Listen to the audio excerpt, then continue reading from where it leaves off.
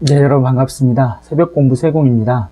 오늘은 언어의 기타 특성에 대해서 알아보도록 하겠습니다.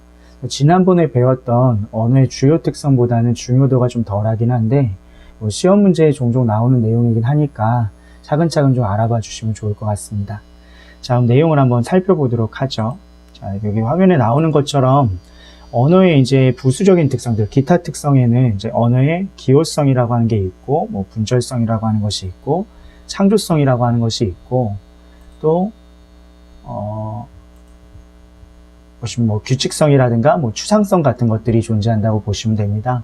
근데 이제 차근차근 하나씩 살펴보면 언어는 의사소통을 위한 일정한 의미를 일정한 형식으로 담은 기호체계이다. 즉, 이 기호성이라고 하는 것은 지난번에 배웠던 자의성과 매우 밀접하게 관련되는 것들인데, 우리가 어떤 특정한 의미라고 하는 것들, 어제 얘기했던 이렇게 나무가 있다고 했을 때, 우리는 이러한 의미를 나무라고 하는 기호로 표현한다라고 하는 거죠. 그러니까 이게 의미가 되는 것이고, 이게 형식이 된다고 봤을 때 일정한 의미를 형식을 통해서 드러낸다라고 하는 것이 언어의 기호성이라고 보시면 됩니다. 그래서 우리는 나무라고 하는 형식을 쓰는 것이고, 영어권에서는 틀이라고 하는 형식을 쓰는 거라고 보시면 되겠죠. 그래서 이렇게 일정한 의미를 일정한 기호를 바탕으로 표현한다라고 하는 것이 언어의 기호성이다, 이렇게 이해하시면 되겠습니다. 자, 그 다음에 두 번째로 나오는 분절성은 언어는 물리적으로 연속된 실체를, 연속되는 실체를 분절적으로 쪼개서 표현한다.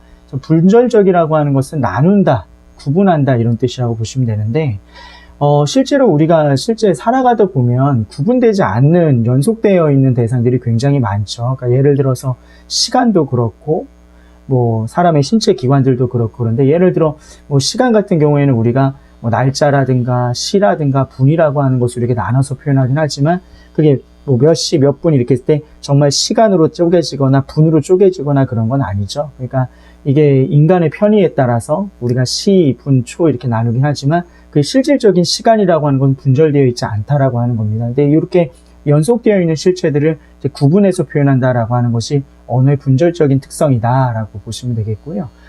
사람의 신체 기관 같은 경우도 예를 들어 우리가 요 부분들을 이제 볼이라고 얘기하는데, 여기는 턱이라고 얘기하죠.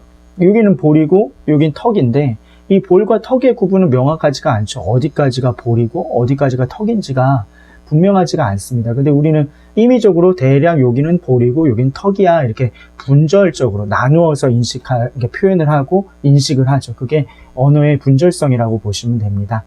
그래서 연속된 실체를 구분해서 표현한다라고 하는 것이 분절성이라고 보시면 되죠.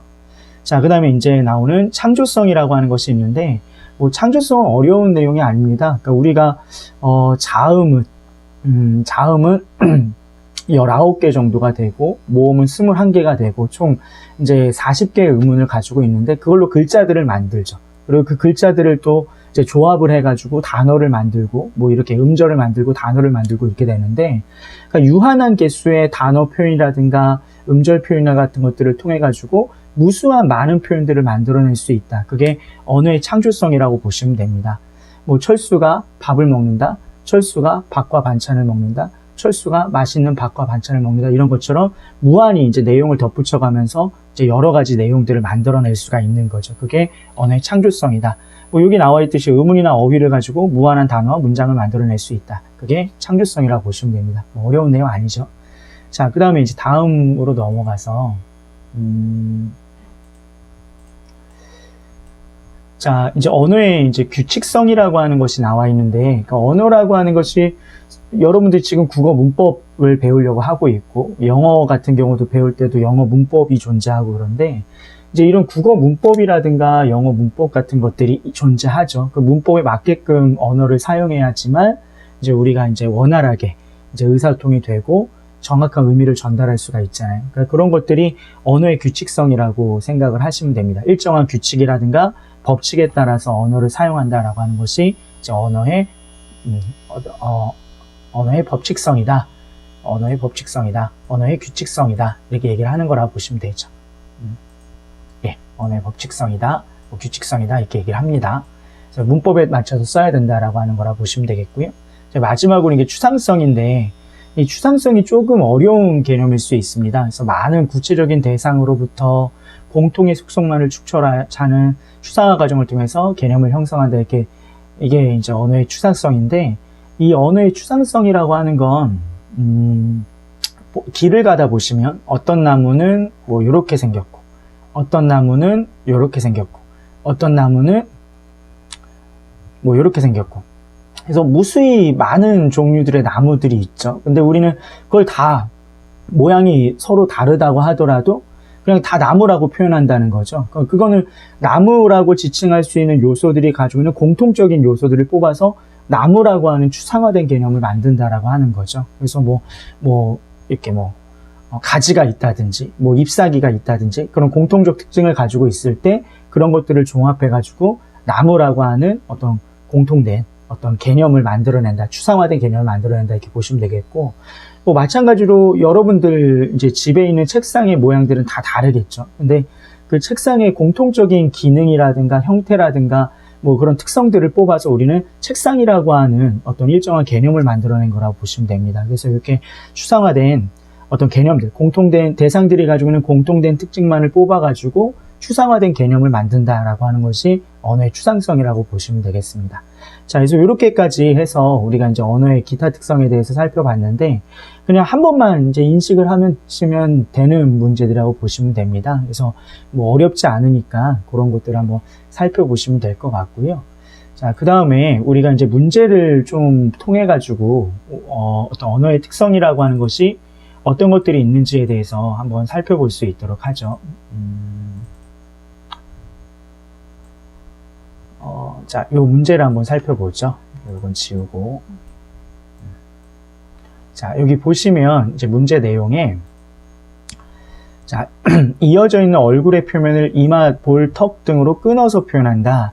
자, 이건 우리 방금 전에 배웠던 거죠. 이게 언어의 분절성이라고 보시면 되겠죠. 여기 보시면 첫 번째 1번의 기억의 특성이라고 하는 것은 언어의 영속적인 사물이나 개념을 분절적으로 표현한다. 그러니까 이건 분절성에 대한 설명이 맞겠죠, 1번은.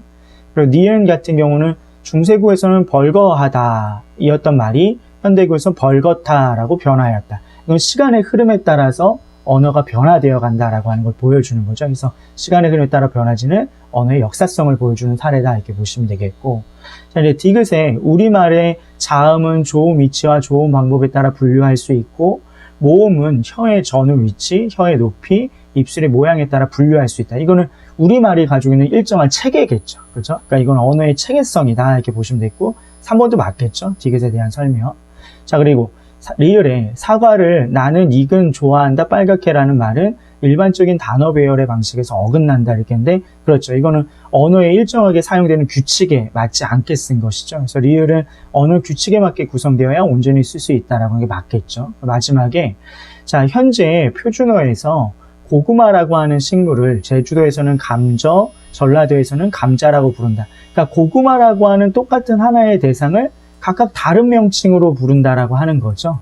이게 지난번에 배웠던 어떤 거죠. 똑같은 대상을 다른 명칭으로 부를 수 있는 것은 그 대상 자체가 나올 때부터 정해진 이름을 가지고 태어나지 않기 때문에 이름 자체가 임의로 정해지기 때문에 그런 거죠. 그게 형식과 의미 사이에 필연적 관계가 없다라고 하는 언어의 자의성과 관련된 내용이죠. 여기 보면은 5번에 언어에서 음성과 의미의 관계는 필연적이다 했는데 이 부분이 잘못된 거죠. 이게 필연적인 것이 아니라 필연적 관계가 아닌 거죠. 필연적이지 않기 때문에 지역에 따라서 나라에 따라서 똑같은 대상도 다른 명칭으로 부를 수 있는 거겠죠. 자, 그게 이제 여기서 5번이 이제 틀렸다, 이렇게 보시면 되겠습니다. 그래서 이제 이게 일반적인 언어의 특성과 관련된 문제라고 보시면 되겠고요. 한 문제만 더 살펴보도록 할까요? 자, 한 문제 더 보죠. 자, 이 문제가 있는데, 여기 영절 지우고, 아이고. 자, 지우고요.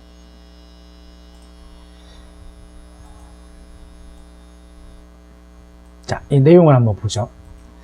자, 개라는 대상을, 자, 국어에서는 개라고 하지만, 영어에서는, 자, 도그, 일본에서는 이누라고 한다. 독일어에서는 훈투라고 한다.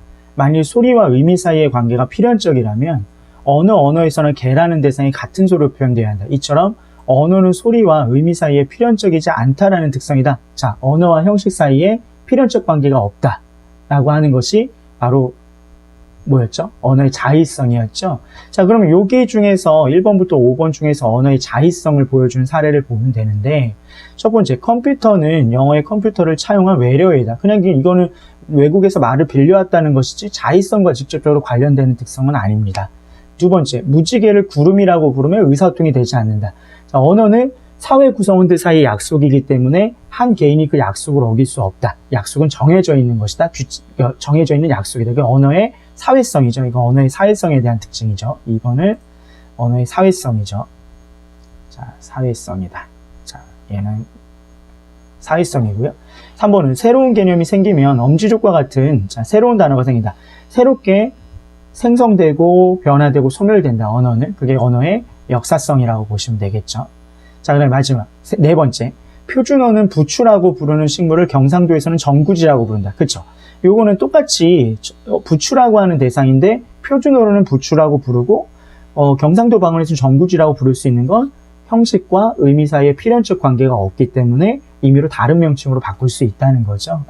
다른 지역마다 다른 이름이 정해질 수도 있다는 거죠. 그게 언어의 자의성이다 이렇게 얘기한 거죠. 계속 얘기했죠. 네, 마지막에 5번에 민수는 안 가라는 문장을 민수는 가 아니라고 말하면 의사소통이 되지 않는다. 이거는 규칙을 어긴 거죠. 그러니까 언어의 규칙성 혹은 법칙성이라고 하는 것을 어긴 사례라고 보면 되니까 자, 이거는 언어의 법칙성과 관련된 것이다. 그러니까 결과적으로 답은 4번이 되겠다 이렇게 볼 수 있겠죠. 자, 이제 여기까지 오늘 우리가 봐야 되는 언어의 특성에 대해서 다 살펴봤고요. 다음에는 이제 정말 이제 기본적인 문법 지식에 대한 구체적인 내용들, 그러니까 의문이라든가 뭐 이런 내용들에 대해서 한번 살펴보도록 하겠습니다. 자, 고생 많으셨고요. 다음에 또 만나도록 합시다.